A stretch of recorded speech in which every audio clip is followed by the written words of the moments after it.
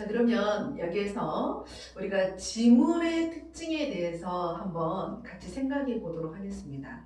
첫 번째 지문의 특징은 바로 평생불변이라는 것입니다. 우리 갓난아기가 태어났을 때 이게 지문을 보면 어떨까요? 이 작은 손가락 안에 완성이 되어 있는 무늬가 촘촘하게 들어있기 때문에 사실 검사도 까다롭지만 분석하는데 조금 어렵습니다. 너무 촘촘하게 이렇게 무늬가 완성이 되어 있기 때문에 그래요. 그렇지만 성장함에 따라서 지문의 패턴이 바뀌는 것이 아니라 이 부피가 커집니다. 그래서 지문의 무늬를 형성하고 있는 이 선을 융선이라고 하는데, 이 융선과 융선 사이의 거리가 점점 커집니다. 만약에 우리가 지문을 검사한다고 하면 언제가 가장 적당할까요? 라고 물어보시는 분들이 계시거든요. 사실 태어나면서부터 검사는 가능해요. 완성된 것을 가지고 태어나기 때문에. 그러나 검사하는데 애로사항이 있기 때문에 돌 전후부터 저희가 권장을 합니다. 그래서 지문의 첫 번째 특징은 평생불변, 바뀌지 않는다는 것입니다. 자, 두 번째로는 유일무이성을 가지고 있습니다.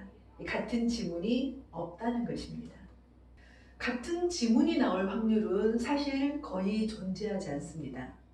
그래서 일란성 쌍생아 같은 경우에는 뭐 말할 것도 없지만 일란성 쌍생아의 경우에도 이 지문은 결코 같지 않습니다.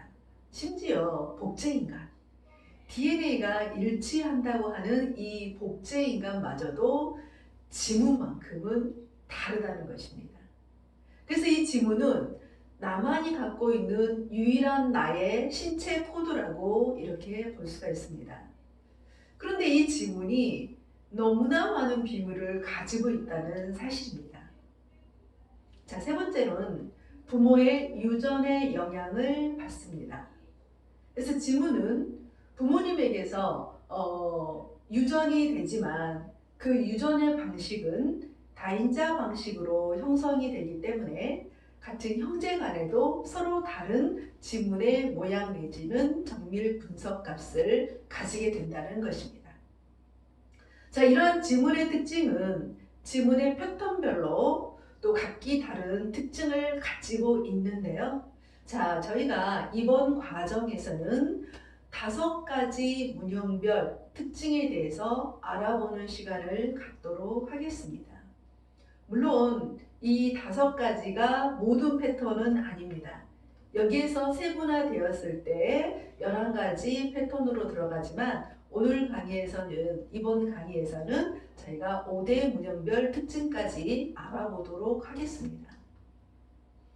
자, 사람의 양손 엄지는 한 사람의 정신 영역을 대표하는데요. 저희가 1강에서 대뇌 분포를 공부를 했을 때 전두엽이 바로 정신 중추를 담당하고 있고, 그 중에서도 전전두엽 부분에 해당이 되는 대응 지문은 바로 엄지손가락이라고 했습니다.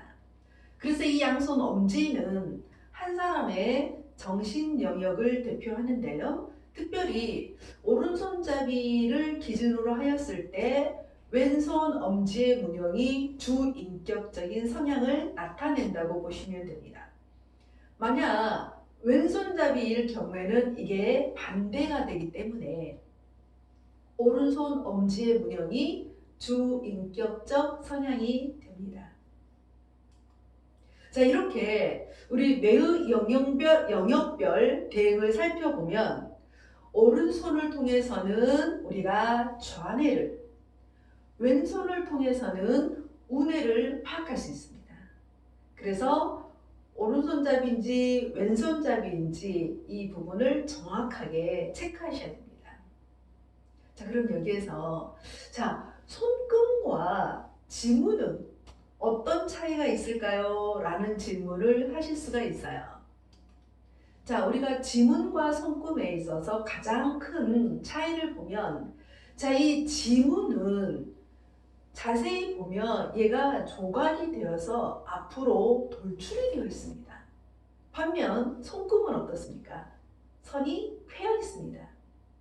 그래서 보여지는 그림에서와 같이 까만색이 입혀져 있는 부분이 지문의 융선 부분이고 이 부분이 바로 돌출이 되어 있는, 즉 조각이 되어 있는 부분입니다.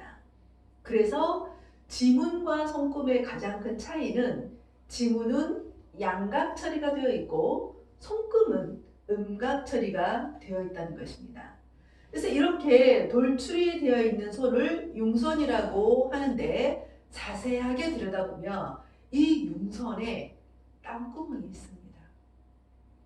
그래서 우리가 생리학적으로 보면 이 융선에 땀구멍이 있고 땀샘의 출구 역할을 하게 되는데 바로 이 땀샘의 출구 역할을 하는 이 부분은 바뀌지 않는다는 것입니다.